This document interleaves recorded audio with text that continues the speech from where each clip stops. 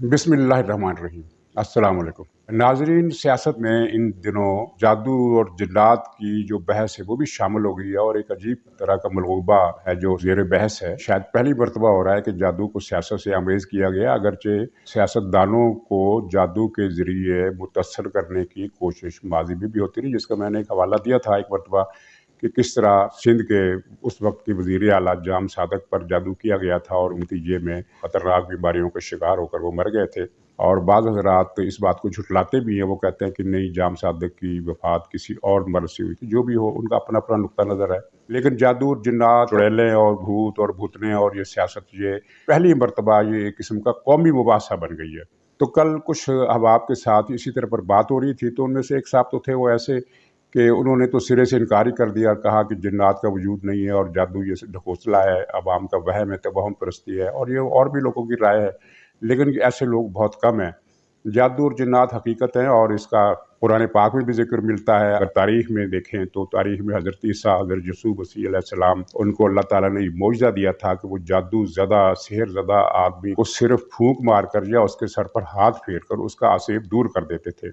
और जादू का आगाज़ हुआ, ये भी हिस्ट्री में मिलता है, मेसोपोटामिया के इलाके में, जहाँ बेबीलोन नामी सल्तनत थी, बाबल जिसे हम कहते हैं उर्दू में, अरबी में।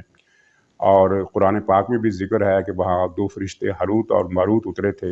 इनकी तफसीर अगर आप पढ़ें, बशर्ते कि एक तफसीर से ना पढ़ें, 4-5 तफासीर से पढ़ें, तो इसके बारे में भी आपको कुछ आगाही मिल जाएगी और इस बात का भी कुछ अंदाज़ा आप कर सकेंगे कि हारूत और मारूत को नाज़िल करने में अल्लाह ताला की हिकमत क्या थी। बहरहाल ये इत्तेफाक राय है कि मेसोपोटामिया के इलाके से ये जादू और सिहर का सिलसिला चला और बाद में यहूदियों ने इसे बहुत ज़्यादा ज़ोर दिया। सबसे ज़्यादा तरक्की याफ्ता जादू की जो शक्ल है वो कबाला, वो यहूदियों को हाँ मिलती है, क्योंकि यहूदी इस इलाके में असीर रहे बहुत बड़ी तादाद में और बहुत अरसा रहे, जिसको एक चाहे बाबल का वाक़या भी कहा जाता है। चाहे बाबल का मतलब है बाबल का कुआं।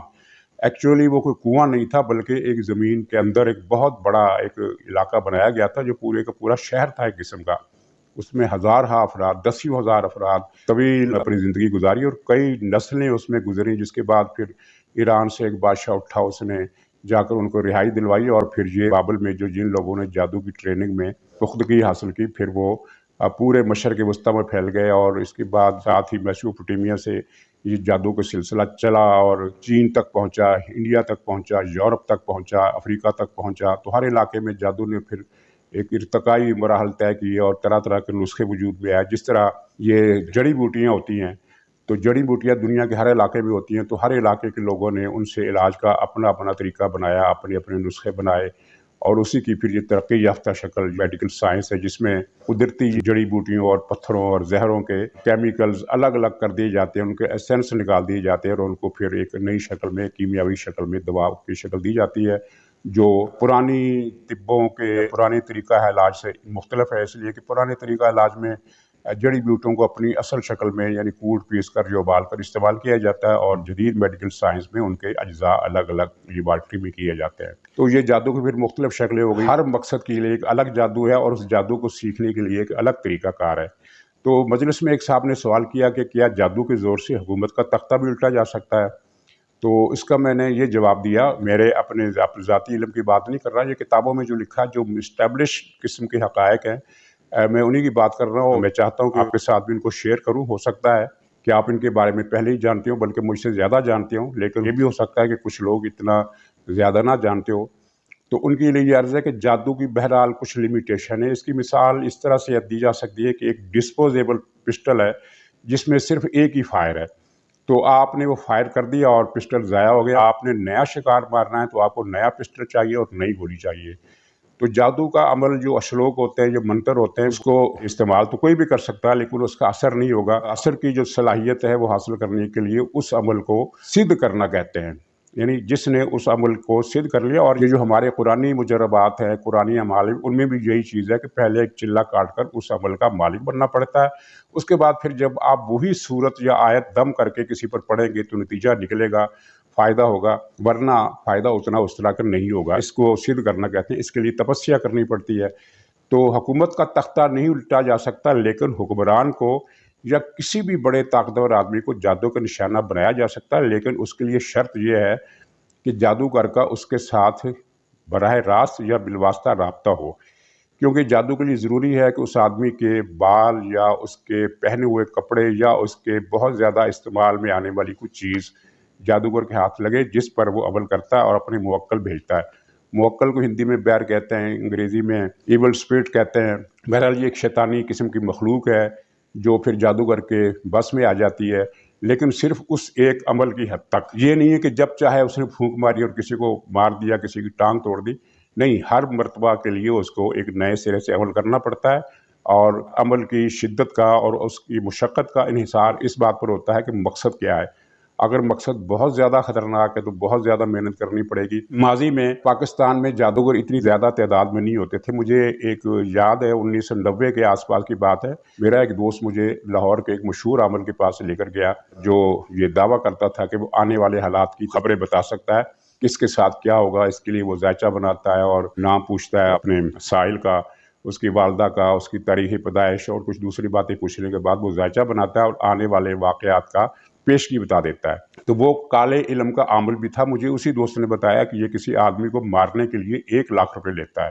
یہ تب کی بات ہے، اور اب پاکستان میں صورتحال یہ ہو گئی ہے کہ جادوگروں کی کثرت ہے، جس کی وجہ ماضی کی حکومتوں کی سستی بلکہ مجرمانہ غفلت ہے۔ جادوگروں کی تعداد بہت زیادہ بڑھ گئی ہے، اور اب تو میں نے یہ سنا ہے کہ 5,000 لے کر بھی لوگ آدمی کو، کسی کو ہلاک کرنے کا عمل کروا لیتے ہیں۔ یعنی یہ کثرت ہو گئی ہے جادوگروں کی کہ اب ان کا ریٹ اس طرح گر گیا ہے۔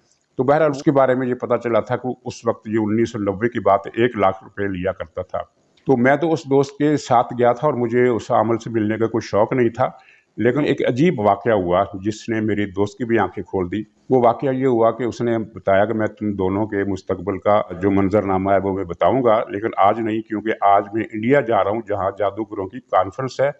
تو جادوگروں کی کانفرنس سے واپس میں 3 دن کے بعد آؤں گا، اور اس نے کچھ دن بتایا کہ اس دن آپ میرے پاس آنا، اور میں آپ کو جو معاملات ہونے والے ہیں روزگار کے سلسلے میں ان کے بارے میں تفصیل بتاؤں گا، اور پھر اس کے مطابق تم عمل کرنا۔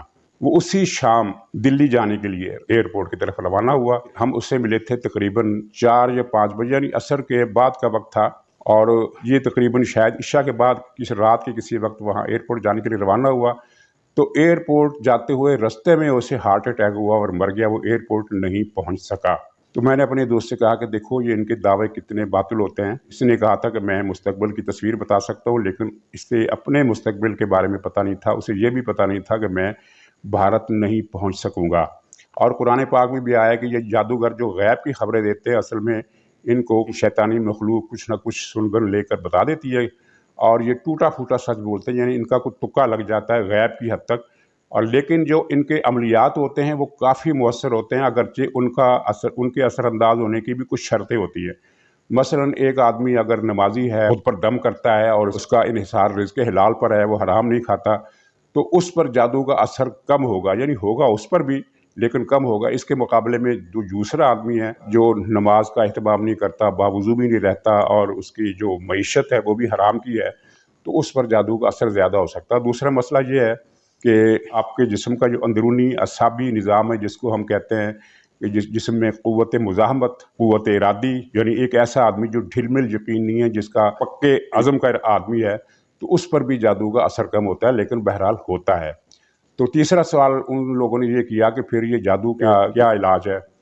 تو جادو کے جناب 3 علاج ہیں جو اسٹیبلشڈ ہیں، اور ان کی تفصیل یہ ہے کہ ایک تو ہے قرآنی آیات سے اور ان کلمات سے جن کی تعلیم رسول اکرم نے صحابہ کرام کو دی۔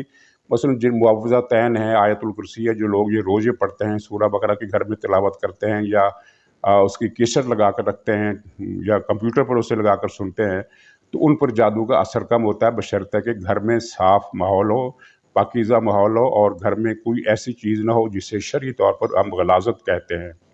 اور اس کے بعد یہ ہے کہ جب کسی پر جادو ہو جائے تو پھر یہ معوذتین اور آیت الکرسی جو ہے، اس سے آگے کچھ کرنا پڑتا ہے، اور آگے کا معاملہ یہ ہے کہ علماء نے ان کے وہ تمام اذکار جو سینہ بسینہ نقل ہوتے آئے ہیں، تمام کی تمام قرآنی آیات پر مشتمل ہیں، وہ اذکار ان کو مرتب کر کے ایک کتابچے کی شکل دے دی ہے۔ وہ اسلامی کتابوں کی کسی بھی دکان سے آپ کو مل جائے گی۔ اس کا مختلف نام ہے، ایک حرز اعظم کے نام سے ملتی ہے، حرز اعظم، حرز اعظم، معمولی سے اختلاف کے ساتھ۔ اختلاف یہ ہے کہ ایک آیت آگے پیچھے یا ایک آیت زیادہ یا کم ملتی ہے، منزل کے نام سے۔ حرز اعظم یا منزل, دونوں کتابچے ایک ہی چیज़ کے دو نام ہیں.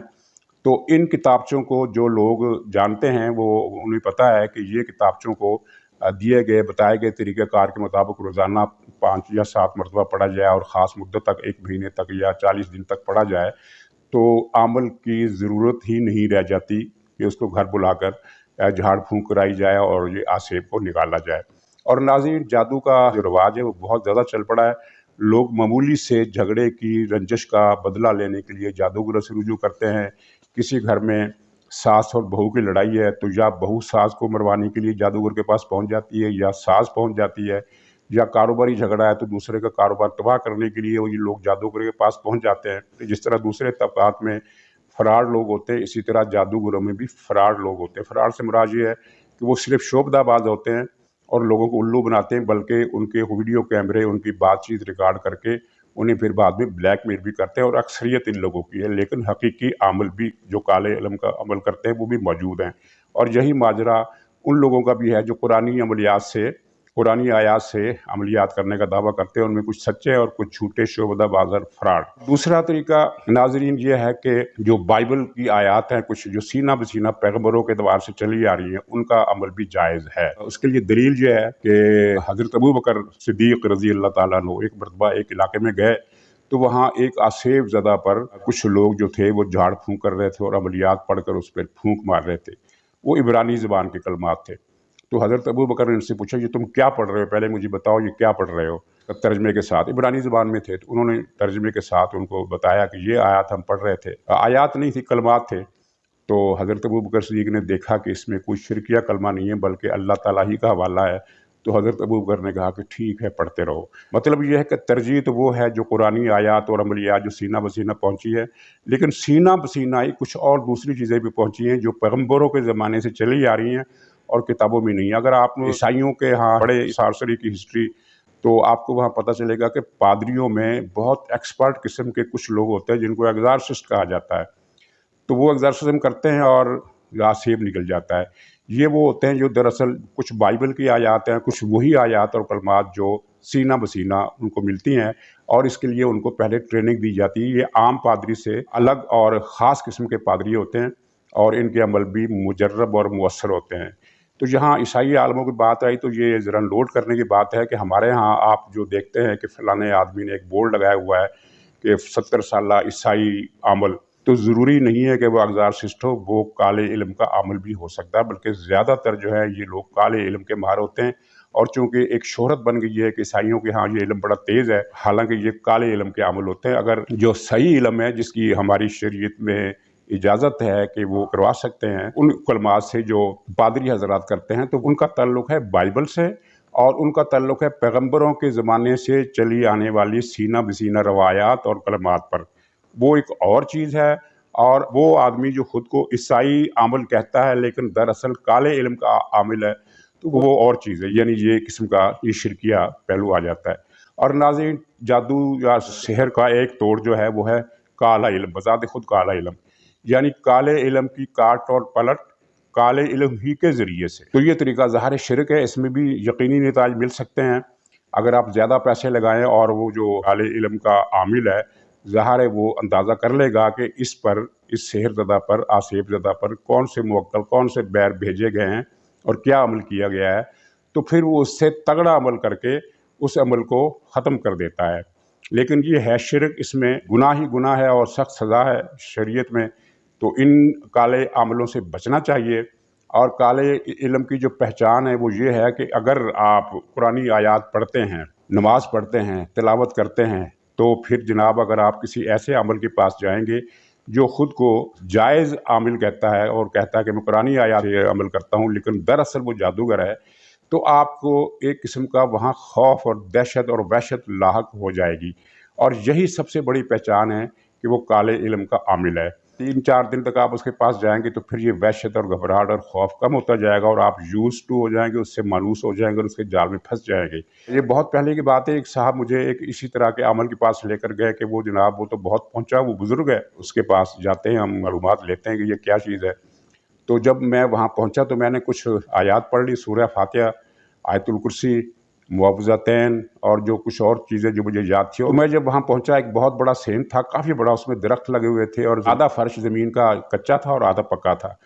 तो वो पुख्ता फर्श पर बैठा हुआ था, आगे उसने दरी बिछा रखी थी और दरी पर 3-4 आदमी, बल्कि शायद 5-6 आदमी, अब मुझे सही तरह से नक्शा याद नहीं है, वो बैठे हुए थे। तो मैं और जो मेरा दोस्त है वो भी पास बैठ गए। तो उसने कहा कि भाई सबसे पहले तो आपको ये तबर्रुक खाना पड़ेगा। 2 रोटियाँ लाई गई, एक मेरे लिए और दूसरे के लिए, और रोटी के ऊपर दाल पड़ी हुई थी।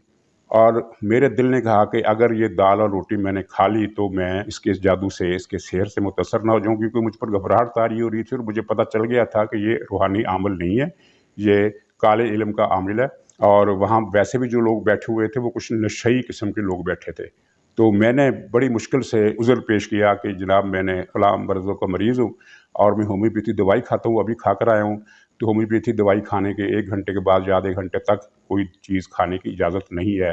तो इस तरह का उज़्र मैंने करके वो रोटी खाने से इनकार किया। और एक अजीब बात ये हुई कि मेरा दिल उस रोटी को खाने के लिए बेचैन हो रहा था, यानी अंदर तलब पैदा हो रही थी कि मैं ये खाना, ये रोटी जिसके ऊपर दाल पड़ी हुई, ये खा जाऊँ। तो ये इस तरह का मामला भी होता है। और इसी ज़माने में आखिरी वाक़या सुनाकर रुखसत होता हूँ कि उसी ज़माने में मुझे एक साहब ने बताया कि ये वो आदमी है जिसने अपने मुखालिफ को कहा था कि मैं कल तुम्हारी टांग तोड़ दूँगा, कोई झगड़ा हो गया था उससे। और उसी तीसरे चौथे दिन उस आदमी की अपने ही घर में कुछ इस तरीके से वो गिरा कि उसको चोट लगी और उसकी टांग टूट गई। तो फिर उसने मुझे बताया कि इस आमल ने अमल किया था। तो ये आमलों के अमलियात होते हैं और जादू होते हैं, लेकिन ये सोचना कि जादू के ज़ोर से हुकूमत बदल जाती है, ये गलत है। इसलिए कि जादू का असर एक फ़र्द पर हो सकता है या उसके घराने पर हो सकता है। यानी एक आदमी है, उसका घर है, तो उसके हो सकता है कि उसके साथ-साथ उसके घर के मज़ीद 2-3 आदमियों पर भी जादू हो जाए।